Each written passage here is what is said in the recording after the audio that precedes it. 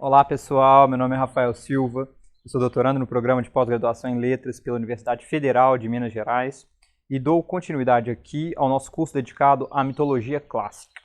No episódio de hoje nós vamos falar sobre Deméter, Perséfone e o ciclo da vida. Antes de entrarmos na obra principal que vai servir de apoio a essa nossa proposta, gostaria de falar um pouco sobre o gênero dentro do qual ela se encontra e ao qual nós vamos nos dedicar tanto nessa proposta quanto na seguinte. E esse gênero é chamado então de hino.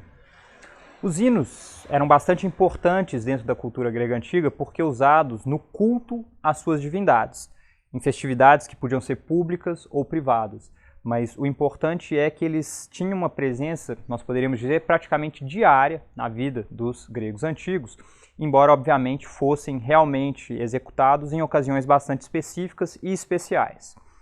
A estrutura básica dos hinos pode ser compreendida numa tripartição que é a seguinte. Eles tendiam a começar com o que é chamado invocatio, uma evocação da divindade, né? Inclusive por meio de epítetos, por meio de formas de chamamento, de evocação à divindade ali honrada, ali cantada. Na sequência, tinha-se início a pars épica, né? A parte narrativa, dedicada a um ou mais de seus mitos, com referências, por exemplo, a seu nascimento, à forma como ele chegou numa determinada região, ao estabelecimento de um culto ou estabelecimento de um templo. E havia aí, inclusive, a menção a seus atributos característicos, como ele desenvolveu alguns deles, etc. E na terceira parte, já uma espécie de conclusão, nós tínhamos a precatio, o encerramento, que podia contar com uma saudação, uma ou mais preces e a proposição de uma sequência do canto, ou seja, uma espécie de pedido, não é? Uma prece ou uma espécie digamos, de demanda à divindade.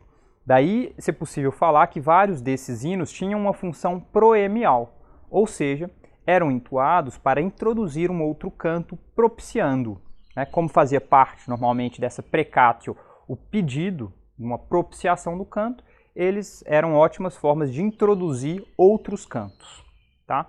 Dentro da cultura grega antiga, nós tínhamos uma especificidade dos hinos, né? Porque havia diferentes formas de se cantar, de se evocar um deus, uma divindade, mas havia os hinos homéricos.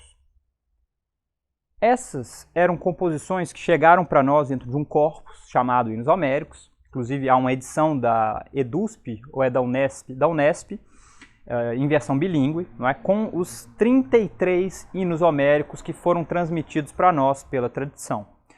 Desses, 4 hinos são bastante longos e bem complexos. O hino homérico 2, dedicado a Deméter, o hino homérico 3, dedicado a Apolo, o 4, dedicado a Hermes, e o 5, dedicado a Afrodite. Desses, no nosso curso, nós vamos falar sobre o hino a Deméter e o hino a Hermes, no encontro seguinte. Os outros 2 hinos, dedicados a Apolo e a Afrodite, já foram de alguma forma interpretados aqui no canal anteriormente e nós vamos fazer uma ou outra referência a isso, fazendo remissão então a esses vídeos anteriores. O que nós temos que ter em mente agora é que esses hinos homéricos eram composições de tipo rapsódico, semelhantes aos poemas da tradição de poesia examétrica arcaica, não é? Hesíodo e Homero. Ou seja, a gente pode depreender da sua forma um trato, né, de improvisação oral, com recurso a fórmulas, epítetos, símiles, a essas várias estratégias que compunham a forma de fazer poesia ao modo homérico, tá? Obviamente com recurso a narrativas mitológicas, possivelmente bastante longas, em referência a essas divindades específicas ou outras, né, que entravam ali na sua esfera de influência, em que os personagens podiam inclusive ter acesso à própria voz por meio do discurso direto, ou seja, há ali uma mistura de narrativa e discurso direto. Esses hinos homéricos não têm uma autoria conhecida ao certo, eles são chamados homéricos exatamente porque, em termos de estilo, eles têm traços da poesia mais comumente atribuída a Homero. E aqui a gente pode entrar no hino homérico a Deméter especificamente. Ele tem a estrutura tradicional dos hinos, né? Eu espero que vocês, inclusive, tenham a possibilidade de constatar isso lendo esse poema. É um poema relativamente longo, tem ali cerca de 500 versos, mas é muito interessante porque, tal como eu vou sugerir, não é, a partir dessa breve invocação, brevíssima, no caso do hino a Deméter, uma longa parte narrativa e uma breve prece final, nós encontramos a descrição tanto do mito em torno a Deméter, o rapto de Perséfone por Hades, mas também a dimensão cultual do estabelecimento dos mistérios de Eleusis em honra a Deméter, lá nessa região da Ática. Tá? Então, o hino homérico, a Deméter, ele pode ser dividido da seguinte forma. Ele começa logo depois da invocação com a narrativa sobre o rapto de Perséfone e a busca que sua mãe empreende até descobrir a verdade com Hécate e Hélio. Aí nós temos pouco mais de 100 versos, algo em torno de 100 versos. Na sequência, nós temos a descrição da descida de Deméter irritada contra Zeus até Eleusis. Ela parece vagar pela terra enquanto em luto pela filha perdida, porque uma vez raptada por Hades, é um pouco como se ela estivesse morta para os demais deuses que não frequentam o Tártaro. E em Eleusis, Deméter se envolve na criação imortal, na tentativa de imortalização do recém-nascido ser humano Demofonte. Embora ela seja desastrosamente interrompida por Metanira, a mãe de Demofonte, e ainda mais irritada decida suspender a produção agrícola anual de toda a terra. Então é nesse momento que a fúria de Deméter realmente se manifesta, ela um pouco abre mão do luto e realmente se revolta contra o destino de sua filha Perséfone, e na sequência Zeus, então, forçado pelo risco de a humanidade, que é cultora dos deuses, que é dedicada ao culto aos deuses, morrer de fome, porque ali o risco é de que toda a humanidade pereça devido à falta do cereal. Deméter, então, aí uma divindade importante do cultivo dos campos. Zeus resolve negociar com Deméter a devolução de Perséfone, embora Hades ardilosamente consiga manter, pelo menos em parte do ano, a esposa junto dele no Tártaro. Tá? Então, em termos de parte narrativa, é isso o que nós temos, uma espécie de sanduíche, não é? A primeira parte dedicada ao rapto de Perséfone, logo na sequência o estabelecimento dos mistérios de Eleusis, a partir dessa narrativa em que Deméter se dedica ali à tentativa de imortalização de Demofonte, e logo na sequência o retorno, uma espécie de conclusão do que começou lá com o rapto de Deméter, de Perséfone, que é a devolução, pelo menos por parte do ano, de Perséfone ao Olimpo, à convivência com os outros deuses. Eu vou, enfim, tratar disso citando algumas passagens específicas para vocês verem de que forma isso se dá. E gostaria de chamar a atenção para a importância dos epítetos e de outros elementos formais ao longo de todo esse mito.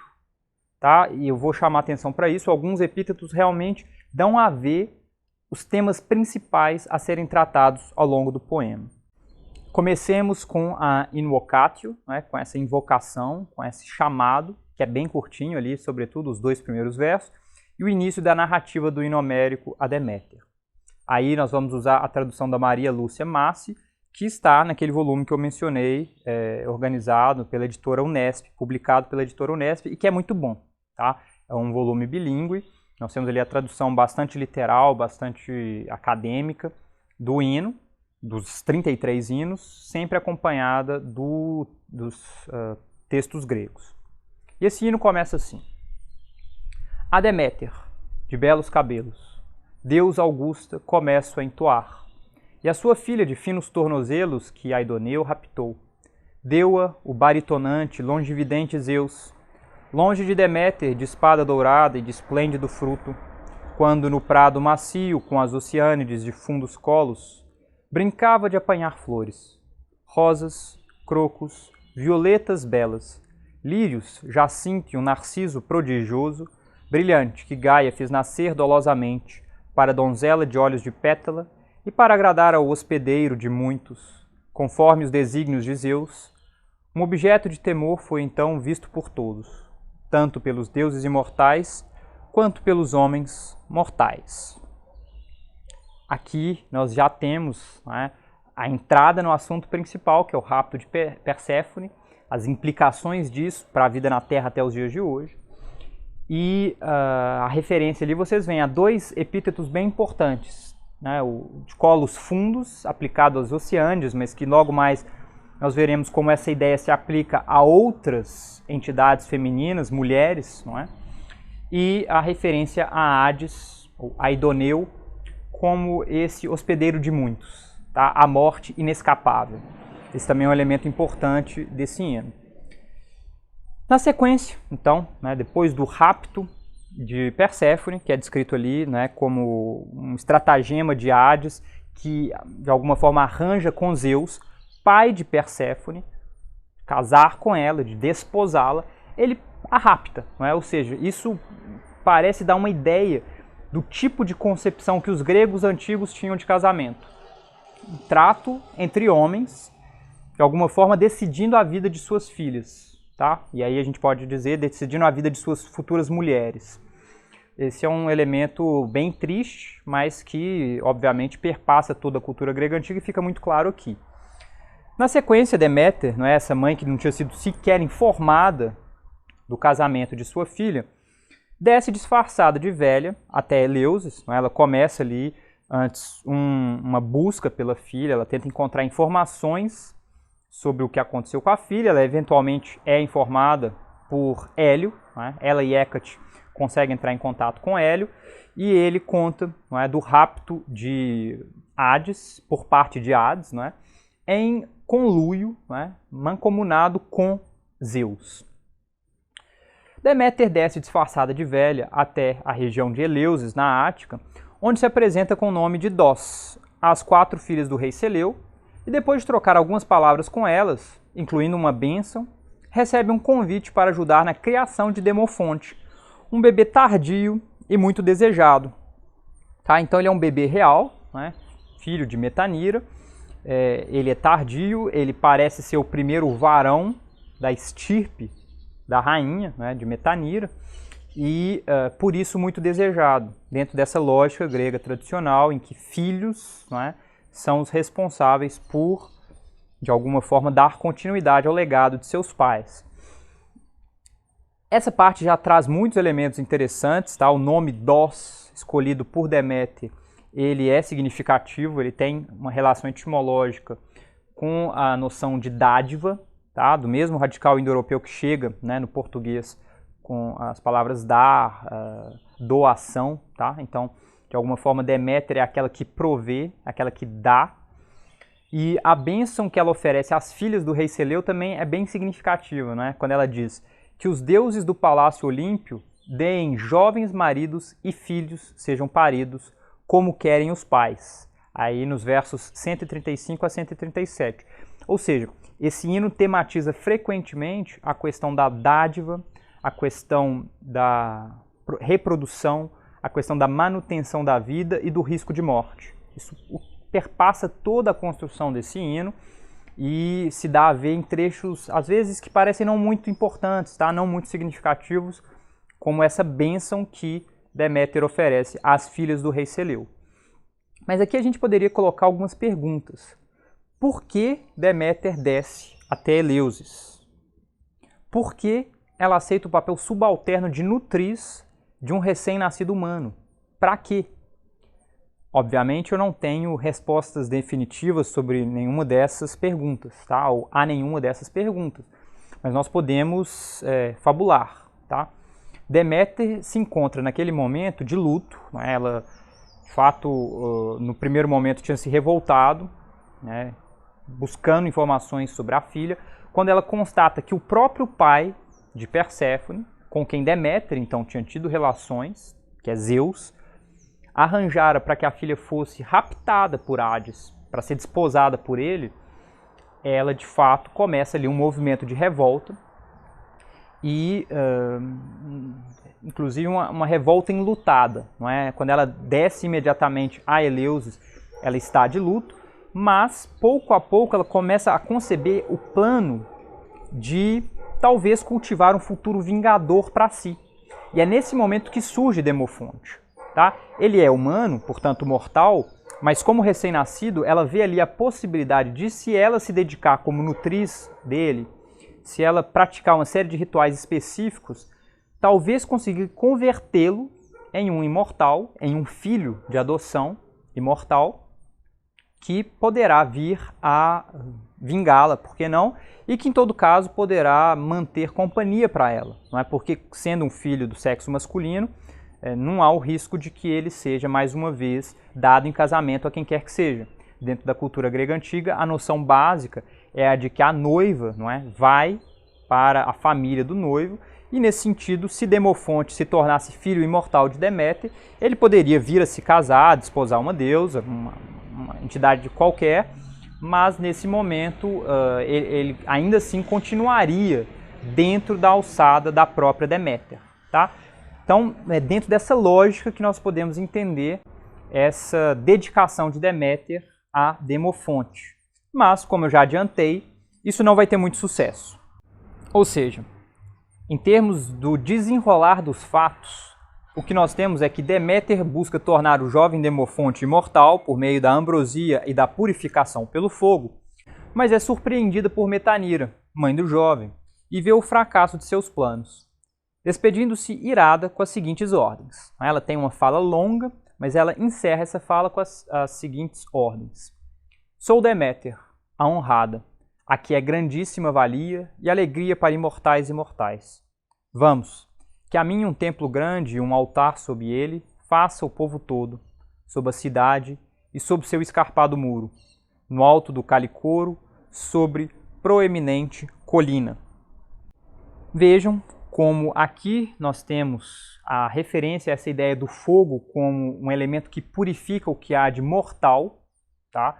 A gente vai encontrar isso no mito de Héracles, quando ele ascende a imortalidade lá no Monte Eta, mas isso parece perpassar esse hino aí da alçada de Deméter, em que ela tenta purificar Demofonte do seu elemento mortal por meio da ambrosia, que o protege do fogo, e o fogo. Tá?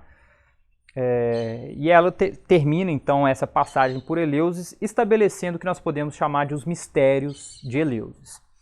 E aqui é muito interessante porque teorias ritualistas, que vêm nos mitos uma tentativa de explicar determinados ritos, encontram no hino homérico a Deméter um riquíssimo material, pois as alusões ao importante festival ateniense, atestado historicamente, são muitas e bastante claras. Tá?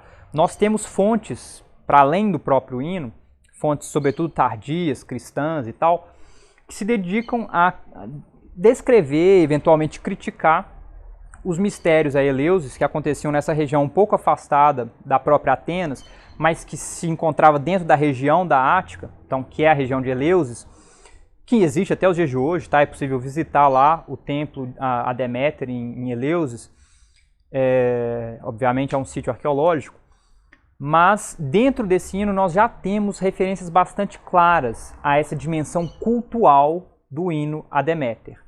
As referências às famílias de sacerdotes responsáveis por esses ritos, então nós temos os nomes das famílias, nomes que inclusive chegam até o período histórico, tá? Assim, Atenas, período clássico. Referências a elementos rituais, como o uso de véus, a presença de móveis especiais, o consumo de certas comidas, além da performance cômica de Jambé, né? O nome de Jambé é bem representativo, aí numa referência ao jambo, né? Ao iambo, que é uma forma de poesia invectiva, normalmente cômica, ridicularizadora. Jambé é quem faz Deméter rir pela primeira vez após a instalação do luto que ela, enfim, mantém ali pela filha, né? Pela perda da filha diante do casamento com Hades. Embora os deuses, as deusas não possam morrer, propriamente dito, esse casamento ele é encarado como algo digno de luto, porque justamente o Hades, ou a região do Tártaro, não sendo frequentada pelos deuses, ela é da ordem, então, de uma morte social para a divindade que passa a habitá-lo. Em primeiro lugar, Hades, que tem ali seu domínio por excelência, mas Perséfone, que se torna sua consorte. E há ainda a possível presença de elementos de uma performance de mistérios no trato que Deméter confere a Demofonte e no que advém de tudo isso. Tá? Naquela narrativa ali, os estudiosos especulam, é possível ver alusões a talvez um drama, tá? A encenação de um drama de mistérios que pode ter feito parte, não é, do que é da ordem dessa revelação dentro dos mistérios de Eleusis, que são aludidos ali por fontes antigas.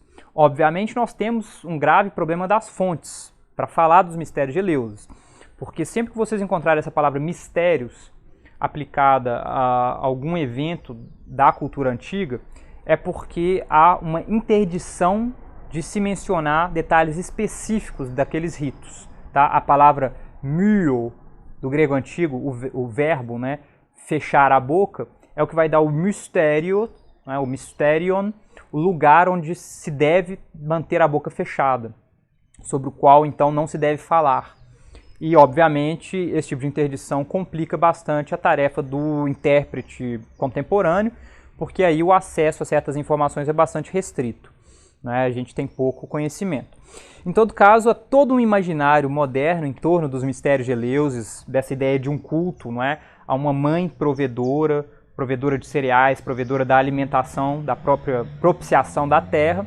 E isso aparece, por exemplo, na poesia do Gérard de Nerval, tá? Na poética do Gérard de Nerval, que, por exemplo, com o seu livro As Filhas do Fogo, né, Les Filles du Feu, faz referências explícitas a uma espécie de iniciação nos mistérios de Eleusis. E isso é bem interessante ser levado em conta para a França ali do século XIX, mas para uma cultura, não é, da iniciação poética de modo geral. Então a gente tem um retorno a esse ideário e eu acho que é bem importante de se levar em conta quando, né, pensamos aí na recepção clássica de determinados mitos como esse na poesia moderna, na poesia contemporânea. Na sequência, nós temos então o trecho em que Deméter se revolta de fato contra Zeus, porque o seu plano de imortalizar Demofonte deu errado e ela se vê sem filhos, né, absolutamente desprovida de tudo, e ela resolve se vingar. O hino nos narra o seguinte ali a partir do verso 302. Mas a loira Deméter, ali sentada, longe de todos os bem-aventurados, permanecia consumindo-se de saudade da filha de funda cintura. Terribilíssimo ano sobre a terra multinutriz, fez para os homens e o mais maléfico. A terra nem semente fazia brotar, pois ocultava-se a bem coroada Deméter. Muitos arados encurvados inutilmente os bois arrastavam nos campos, e muita cevada branca em vão caiu na terra. Ela teria aniquilado completamente a raça dos homens mortais, pela fome penosa, e teria privado os que têm palácio no Olimpo, da honra muito gloriosa, dos privilégios e dos sacrifícios, se Zeus não compreendesse e refletisse em seu ânimo. Então nós temos aí a narrativa da estratégia adotada por Deméter para se vingar de Zeus, para se vingar dos seres humanos. Tá? Vejam como não há nenhuma ideia de piedade ou de reverência, respeito por parte dos deuses perante os seres humanos. Eles são meros instrumentos, né, nesses jogos de poder entre os deuses, entre as divindades.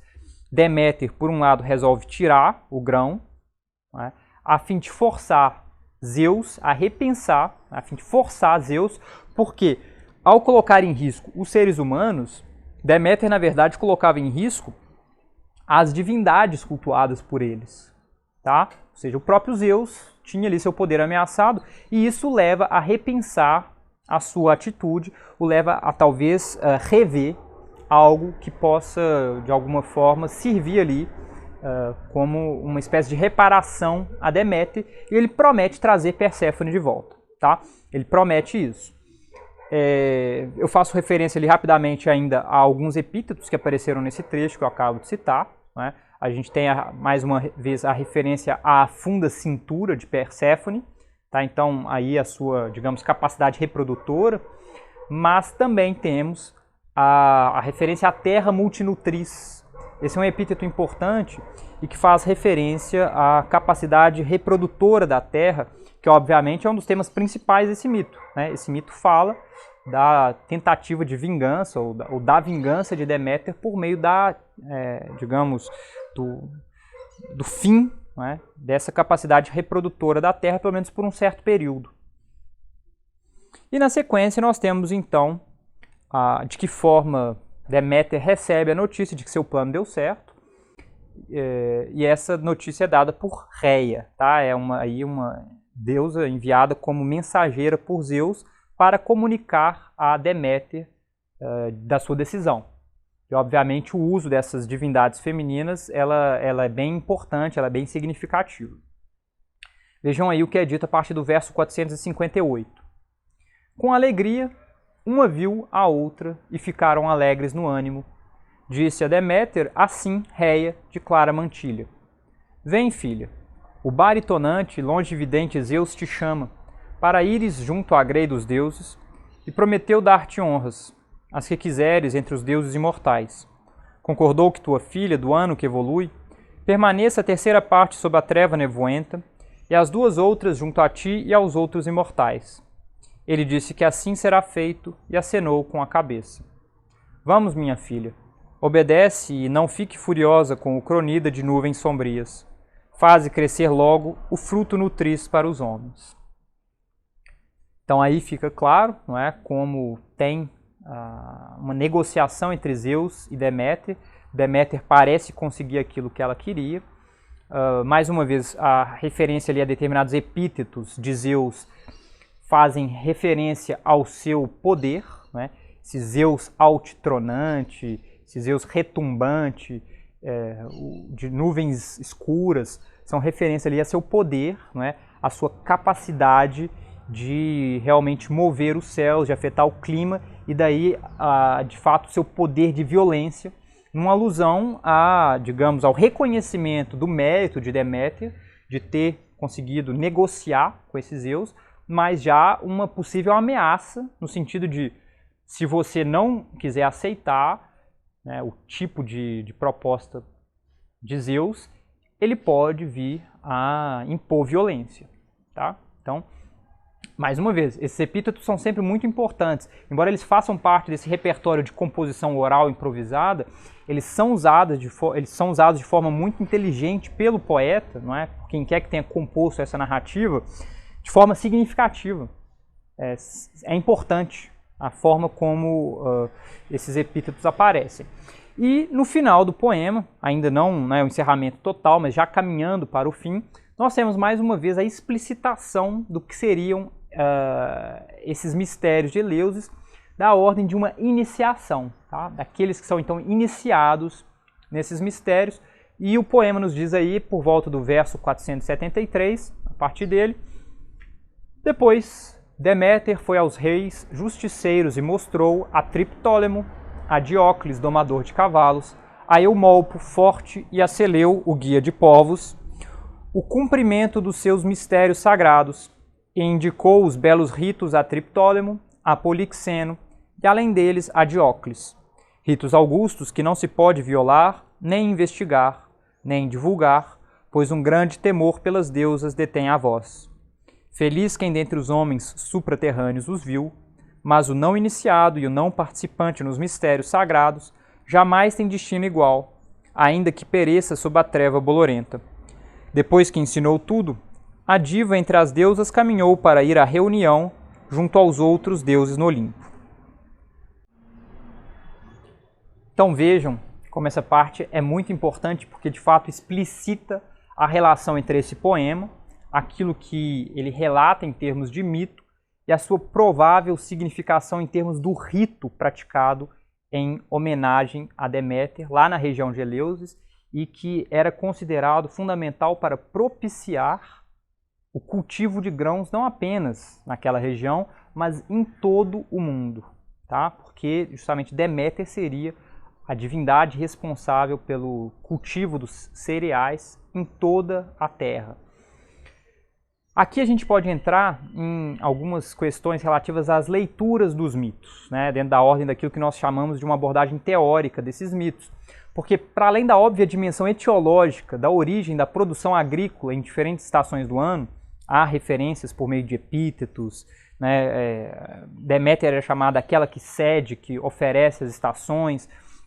Então, de fato, a gente interpreta aí como uma camada mais imediata a sugestão de que esse mito explica o porquê de haver determinadas estações, o porquê de determinadas estações serem mais produtivas do que outras, não é? Porque quando Deméter está longe da filha Perséfone, ela está de luto, e nós vivemos o inverno.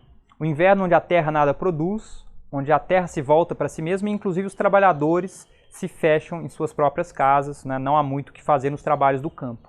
Mas uma vez que Perséfone volte para a companhia da mãe, a terra toda floresce, nós temos a primavera, nós temos as estações em que os trabalhos agrícolas podem voltar a acontecer. Tá? Mas há outros aspectos do hino a Deméter que são enfatizados por diferentes teorias. Como eu já mencionei, teorias ritualistas tendem a enfatizar a presença de elementos rituais na referência aos mistérios de Eleusis. Mas há leituras antropológicas, onde a instituição do casamento, tal como pensada lá entre os gregos antigos, e a relação entre a mãe e sua prole são dados fundamentais. Porque nós sabemos, entre os gregos antigos era comum o casamento de jovens, não é, de mulheres, a partir da idade de 12, 13 anos. Normalmente a menstruação era o limite a partir do qual o casamento se tornava possível para essas crianças, ou se quiserem, adolescentes, não é? Então ali nesse momento de passagem da infância para a vida adulta, e esse momento tendia a ser encarado de forma bastante traumática pelas mães, porque uma vez casadas as filhas, e vejam, não é, o poder dos pais sobre a decisão do casamento é um elemento bastante comum em várias histórias da Grécia Antiga, então é bastante seguro a gente inferir que essa fosse uma prática socialmente estabelecida entre os gregos. O domínio do pai sobre essa questão, ela, né, garantia determinados arranjos matrimoniais que fossem segundo as intenções de preservação da família, né, do oikos, dos bens familiares, inclusive às vezes com casamentos no âmbito da própria família. Eles tendiam a ser bastante traumáticos para as mães, por uma questão muito básica.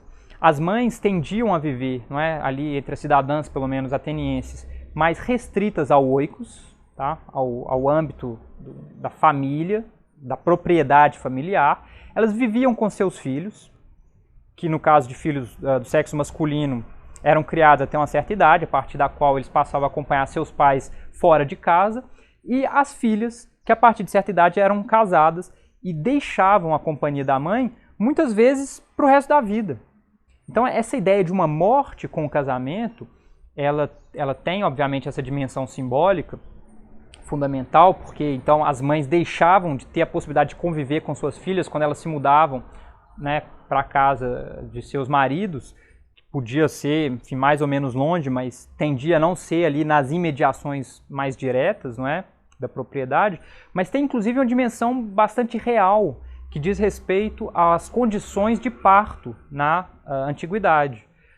Para essas jovens de 12, 13, 14 anos, não é, que engravidavam, tinham filhos a partir dessa idade, a gravidez era bastante perigosa e os níveis de mortalidade, pelo que a gente pode depreender das fontes antigas, era bastante alto. Então, o casamento ser encarado como algo da ordem, né, de um acontecimento fúnebre é bastante significativo e, a meu ver, diz muito sobre a cultura grega antiga a partir do que a gente pode depreender desse hino a Deméter. Mas há outras possibilidades de leitura. Há a leitura estruturalista, onde os jogos entre nascimento e morte, entre o feminino e o masculino, podem ser enfatizados para dar a ver questões importantes. Tá?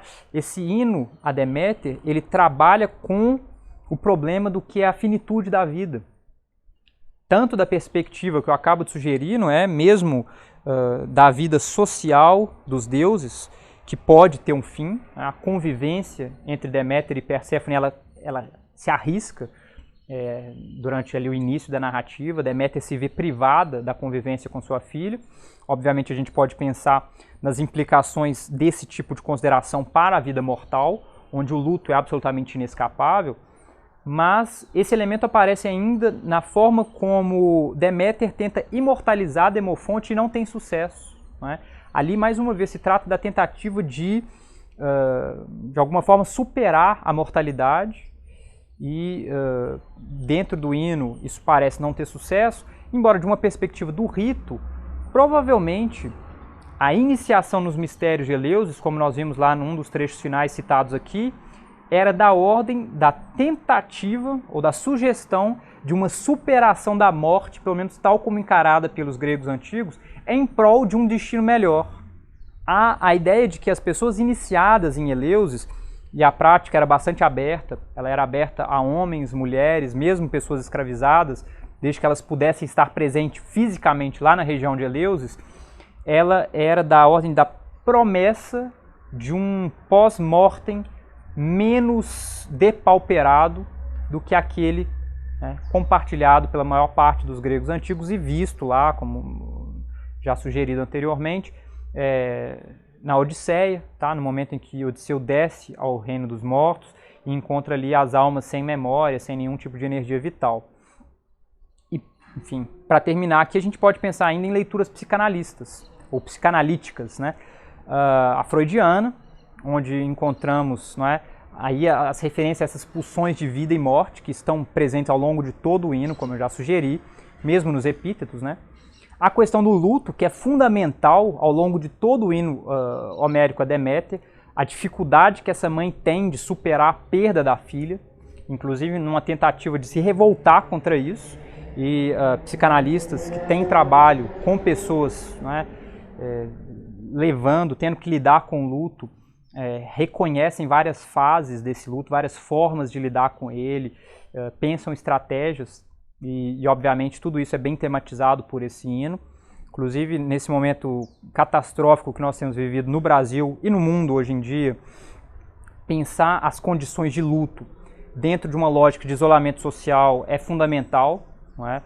Porque é muito mais difícil, é muito mais complicado de lidar com tudo isso, mas é inevitável, esse é um dado da nossa realidade hoje. E mesmo em chave junguiana, tá? É possível pensar o hino homérico a Deméter, onde há o trabalho muito claro com determinados arquétipos. Tá? A gente pode pensar no que é o arquétipo dessa donzela raptada, tá? Que perde o contato com a família, que é tirada ali do convívio familiar. O arquétipo da velha sábia, desempenhado por Deméter, ali em Eleusis, quando ela se apresenta em Eleusis, e muitos outros, tá? Deus vingativo, etc. Dá para pensar também aí na presença de arquétipos dentro do hino homérico a Deméter. E, obviamente, a gente pode fazer referência a muitos outros aspectos. Eu vou me restringir aqui ao básico, tá? Determinados temas importantes que perpassam todo o hino, como eu já sugeri, são aludidos por meio de epítetos específicos, como, por exemplo, a questão do matrimônio e da reprodução sexual, presente ali nos epítetos como, por exemplo, de fundos colos, fundas cinturas. A questão da morte e do luto, na referência a Hades como hospedeiro de muitos. A gente poderia dizer, não é, uma espécie de contraparte dessa morte e desse luto, o nascimento e a celebração da vida, nos vários epítetos, tanto de Deméter quanto da terra, não é? A terra multinutriz, Deméter doadora, não é? Deméter propiciadora, a que oferece dádivas.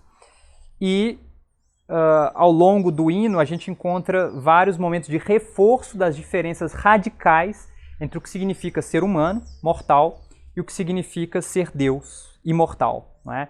Inclusive dentro do que nós podemos considerar uma espécie de piedoso pessimismo grego antigo, ou se quiserem, uma pessimista piedade característica dos gregos antigos. Por que eu digo isso? Piedade no sentido de reverência aos deuses. Por que pessimista? Porque essa reverência ela é atravessada pela consciência da própria finitude, da própria mortalidade. E aí vejam, eu cito aqui um trechinho onde isso fica claro, mas daria para pegar muitos outros. Tá? Esse pessimismo piedoso dos gregos antigos atravessa não só o hino homérico a Deméter, mas praticamente todo o pensamento grego antigo. E é muito emblemático, a meu ver, inclusive muito didático para nós, sobre um determinado posicionamento perante a natureza. Se a gente pensa que os deuses antigos, né, os deuses da cultura grega antiga, eles eram, em larga medida, manifestações da natureza, Deméter, por exemplo, não é? O cultivo dos grãos, as estações, a fertilidade da terra, essa reverência, não é? Pessimista perante os deuses, ela diz muito do respeito que esses seres humanos tinham pela natureza, e que é algo que, infelizmente, se perdeu de todo na nossa cultura, onde nós, dentro de uma chave aí de exploração, né, instituída por um pensamento moderno, que tem início, enfim, por volta do século XV, XVI, nos voltamos para a Terra como simplesmente fonte para ser explorada indefinidamente, né, sem qualquer limite. E isso, mais uma vez, à luz do que temos vivido hoje no Brasil, no mundo também, mas no Brasil de forma extremamente triste, revoltante, com as queimadas no Pantanal, as queimadas em toda a Amazônia, é de fato revoltante. Nos dá conta de que há possibilidade de lidar com o que nos cerca de forma mais reverente, de forma mais respeitosa, e que nós escolhemos um caminho outro, tá? Um caminho, a meu ver, que só reserva desgraça para nós próprios no futuro. Como um amigo meu costumava dizer, tá? Nosso respeito pela natureza, nosso respeito, se quiserem, por essas divindades da natureza, não é da ordem de um altruísmo. Vamos respeitar a pobre natureza, ela precisa de nós. Não. É da ordem da necessidade de um egoísmo, do nosso interesse. Ou respeitamos a natureza agora, ou nós nos condenamos. Ou seja, atitudes que visam a preservação ambiental não visam simplesmente a preservação das florestas ou dos animaizinhos. Elas visam a preservação da nossa própria espécie, da nossa própria qualidade de vida, da nossa própria possibilidade de vida. As pessoas, então, que se voltam para a exploração predatória, não é, destrutiva desse meio ambiente, elas, na verdade, estão se destruindo, elas estão destruindo o próprio futuro, mas elas são ignorantes demais ou inescrupulosas demais para se preocupar com isso. Tá? Enfim, feito esse à parte, um último aspecto importante, que obviamente tem a ver com tudo isso, é a ideia de que esses hinos, eles dão a ver a divindade, eles trazem uma manifestação da divindade, e isso instaura ali um ambiente de reverência perante essa divindade, perante, né, essas entidades que são trazidas ali à convivência de todos. Tá? E isso obviamente diz muito sobre a reverência sentida pelos deuses perante essas divindades. Eu vou tratar um pouco sobre isso no nosso próximo encontro, falar sobre a concepção grega antiga dos deuses, em termos, não é, tanto de representações naturais quanto de sentimentos humanos, a antropomorfização, mas eu já quis adiantar alguns desses elementos para falar de Deméter, porque esse é um hino que dá a pensar muitas questões importantes, como vocês veem, atuais. Tá? A meu ver, se não é possível mudar a atitude de toda uma sociedade, pelo menos a nossa atitude pessoal é possível fazer por meio da leitura inteligente, né, da leitura, digamos, perspicaz desse material, de forma que ele possivelmente nos suscite uma reflexão sobre nós próprios. E, a meu ver, a melhor forma de ler a literatura grega antiga ainda é nessa chave, tentando encontrar ali formas de nos pensar, de nos repensar criticamente, não é? Sem adotar simplesmente os seus valores, como se fossem valores para nós. Há muita distância, há muitos problemas, inclusive, nesse tipo de proposta, mas nós podemos sim, por meio de uma comparação, por meio de um espelhamento, tentar encontrar os melhores elementos de cada uma dessas formas de lidar com o mundo, de lidar com a vida. E o encerramento do hino, vocês veem bastante sucinto, aí a parte da precatio, né, do pedido, quando o poema diz, por volta do verso 490, vamos, vós que tendes a perfumada região de Eleusis, Paros banhada pelas ondas e Antrona pedregosa. Tu, Del, soberana de esplêndidos dons, senhora trazedora das estações, e tua filha, belíssima Perséfone. De boa vontade, em troca do meu canto, dai-me vida aprazível, depois me lembrarei de ti em outro canto. Vejam, não é? Então, o pedido ali, uma espécie de prece, voltada especificamente a Deméter e a sua filha Perséfone, a referência aos lugares de cultos dedicados a Deméter, não é? Inclusive isso é muito interessante, e a sugestão de que um novo canto virá a ser dedicado a Deméter, não é? Ela sendo propícia ao cantor, não é? Ao Aedo, ao Rapsodo, que lhe dedica aquela performance. Então, basicamente a mesma estrutura que nós vimos, como sendo característica dos hinos homéricos como um todo. E para terminar a exposição de hoje, espero que vocês tenham gostado, eu vou trazer aqui a referência a uma poeta brasileira chamada Dora Ferreira da Silva, que tem uma poética muito singela, muito bela, e que foi estudada, não é, num estudo recente, sob a referência a Perséfone. Tá?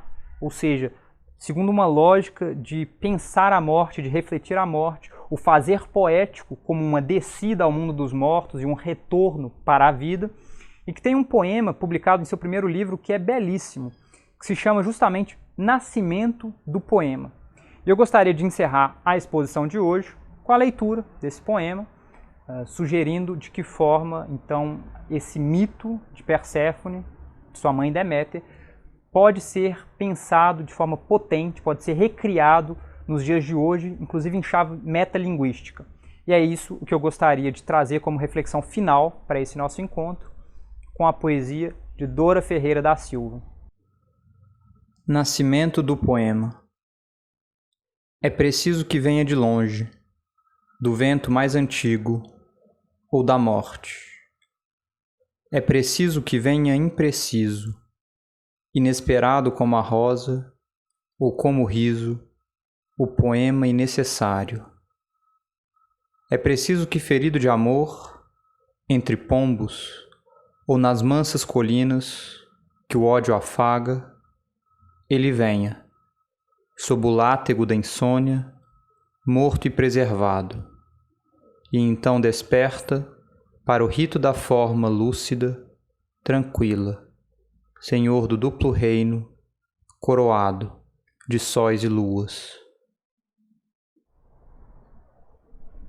Com esse belíssimo poema, produzido enfim, na década de 70, dentro aí da poesia contemporânea brasileira, eu gostaria de encerrar a proposta de hoje, agradecendo a todo mundo que acompanhou, que tem acompanhado o canal, ajudado a divulgar, enfim, curtido os vídeos, proposto que colegas, que pessoas interessadas participem do curso conosco. Eu fico muito feliz de poder oferecer esse material. E aqui eu encerro, apresentando a sucinta bibliografia em que eu me apoiei. E muito obrigado a vocês. Até a próxima.